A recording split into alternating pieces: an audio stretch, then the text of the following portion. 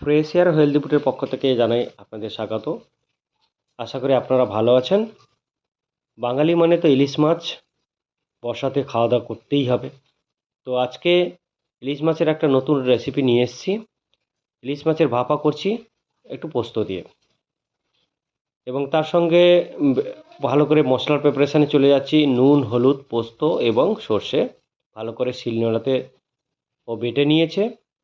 বেটে রাখা মশলাগুলোকে মাছের সঙ্গে সামান্য সর্ষের তেল দিয়ে একের পর এক অ্যাড করে নিচ্ছে, এবং যত বেশি মাছটাকে ম্যারিনেট করা হবে মাছটার টেস্ট ততটাই ভালো হবে।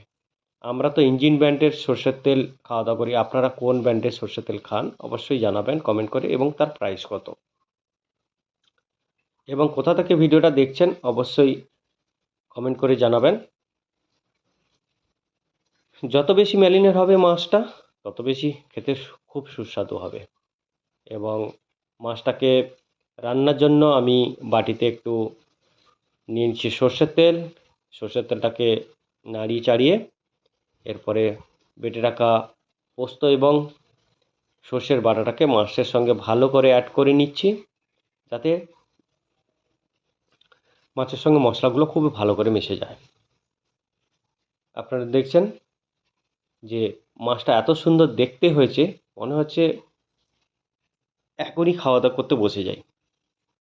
একের পর এক মাছগুলোকে ও অ্যাড করে নিচ্ছে বাটিতে।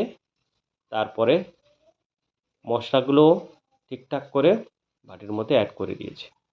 সামান্য একটু সর্ষে বাটার জল এবং এটার মধ্যে অ্যাড করে দিচ্ছি যাতে গ্রেভি একটু হয়।